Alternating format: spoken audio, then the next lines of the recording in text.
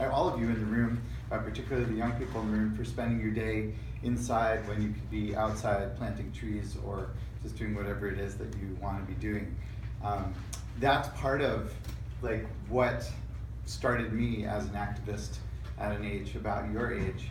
When I was 13, I joined Labor Zionist Youth Movement, and part of what we were about was questioning everything. And Judaism, which is part of what's going on here at this Mittleman Jewish Center, is about questioning things. Jewish religion is about questioning and trying to figure things out. And you guys today have been questioning, why is the planet the way it is? What have you left us? What's the situation? What are we going to do about it? These are all good questions. And the way I understand this is there's a Hebrew phrase called tikkun olam, which means heal the world, repair the world. And many people out there in the world do this because they have to. You all have chosen to do this maybe because you were encouraged by your parents, or maybe you felt some draw, maybe you just wanted the free t-shirt. I know I often want the free t-shirt. And I encourage you to wear the t-shirt, by the way. Wear it for a while, and when you get new information like you've all gotten today, it's fresh in your mind, and it's easiest to talk about it and think about it, and keep having the conversation with your parents and with the people in your school in the days ahead. And if you take the t-shirt and you put it away and you put on your other clothes and they don't have a message like that, then this day will like kind of sink in your mind until the t-shirt is too small to wear and it becomes a hand-me-down for somebody who doesn't really necessarily know why they're wearing the t-shirt. So a little bit about me. I live in Southeast Portland. I've been living in Portland for about 15 years. Before that, I lived in Seattle for 7 years. And I have just decided, because why not, to become a tree planter. And so I have organized tree plantings in my neighborhoods. I'm often the one that says, hey, it looks like someone's about to cut this tree down. Why is that? And I go over to the tree and I hug it, and I try to get other people around me to come over and save the tree. One of the things you guys didn't talk about in your presentation, but that's really something to think about, is that we have a lot of trees already standing. You know, if you look around, there are big trees. The state is full of giant trees. You know, if you haven't been out to the forests around you, go check them out. And one of the things you can do, besides planting trees, is keep the ones that are there standing. That can be in the woods around us. That can be encouraging your governor to say, let's change the state forestry board. We have a state forestry board that decides how much trees we cut down and what we do with them. Learning about that is great. You know, you've talked a lot about things that are going on in the world, but there are things that are going on your street that are just as valuable to know about and to have an impact on.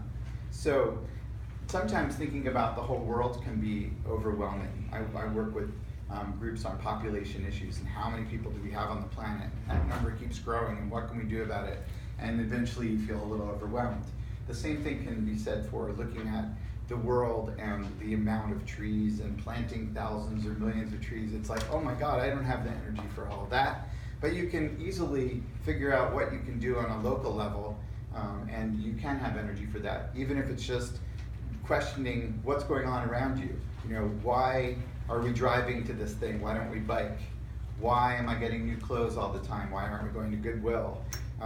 Why are we doing things the way that we're doing them? And you can always ask those questions. Questions are good. We haven't gotten things figured out. In case you haven't figured that out, our planet, our society is not perfect. You know, anytime you drive along many of our main streets and you look at it and you go, oh my God, how did we get to this place? Well, it's just the way it is.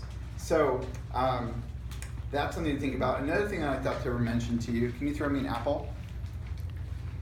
Is that when you're planting trees, think about what kind of trees you're planting.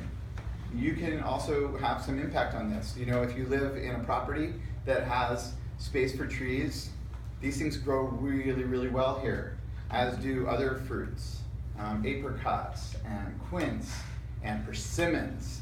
And if you've never eaten a persimmon that's grown on a tree around here, look into it and look around. There's also an organization in town called the Portland Fruit Tree Project, which what they do is they take all the fruit trees that are planted in Portland and they say, okay, is the fruit being harvested? Is anyone caring? And they find out through anyone can report a tree and say, hey, there's a tree, it's losing its fruit. And then groups get organized, come out, harvest the fruit, learn how to prune the trees, learn how to plant more trees. And what ends up happening is our food banks get filled up with tons and tons of fruit from the Portland Fruit Tree Project. So also, if you want another cool shirt, they have a nice shirt. They give away shirts. I should be wearing one right now. But so think about, what kind of trees are we planting? Look out here in this parking lot. Could you eat anything from this parking lot? Probably not, like nothing. And so I went and I made a seed ball outside and I put it out here, and it's probably wildflowers. But you could be thinking about, as I'm planting things, am I planting something for beauty? Am I planting something for oxygen? But could I also be planting something that I can eat? And that's becoming more and more a part of people's thinking in the world. In Los Angeles, there's this effort to make a really long walkway through Los Angeles that's all fruit trees and berries. So, you can be walking along on your way to school, eating blueberries, eating raspberries, picking some fruit. And so think about that as you are going off and planting your trees. Does anyone have any thoughts or questions for me? I can just ramble on forever. I've been doing this for a long time. I was happy to hear when you were talking about people planting 500 to 1,000 trees. I probably had something to do with about that many trees being planted. In Seattle, there is a program actually through the Department of Transportation where they give out free street trees to anyone who wants them. I used to walk around my neighborhood saying, would you like a tree planted in front of your house? And trees, if you don't know already, increase the property value. Every time you plant a tree in front of a house, it increases the property value by about $10,000. Plus shade, plus oxygen, plus beauty, plus more beauty in the fall, and plus possibly food if you do that part of it right. So, I would just walk around offering trees. Now here in Portland, we have Friends of Trees, and we have other programs, but usually it costs something.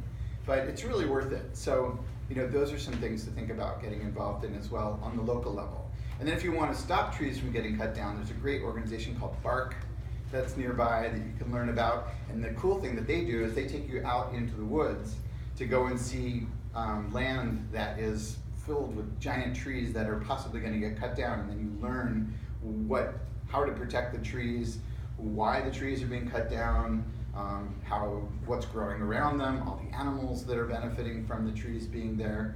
So that's a great organization, and then there's a whole bunch of other ones in our state. We are a state that has really spent a lot of time on trying to protect our trees that are standing. So you live in a cool place with a lot of interesting history around that topic. So I think that's it for me. I'm happy to answer a question. Yeah. What's your last name, and are you affiliated with a specific organization? And do you do educational outreach for students? I'm Albert Kaufman with a K. I'm not a great one apple juggler. I started a little group called farmmyyard.org that people can learn about. And I am a friend of Friends of Trees and definitely a friend of the Portland Fruit Tree Project. I volunteer with both organizations. And so there is that affiliation, but I'm not like a board member or something on either group. But they know me. They know to watch out. Yeah, and I'm doing it now, I guess, as a little bit of outreach to young people. When I'm asked, I'm happy to come out and talk or show people how to plant things or like that. Another thought I had too is that one of the things that wasn't mentioned, but that you all have the ability to do, is to write to the newspaper, for instance. The Oregonian, I'm sure it would love to print an article from one or a few of you about what your experience has been today and what you've learned. There is room in the paper for your wisdom and your brilliance. And probably your school newspaper, probably the Mittleman newspaper, probably the Southwest Journal or Examiner or whatever it's called. All those papers look hungrily for young writers to influence what's going on. So feel free to turn what you've done today into something greater and expand the reach of what you've done. It doesn't have to just stay in this room or in your head. Albert the activist at work. Anybody else have any questions or thoughts?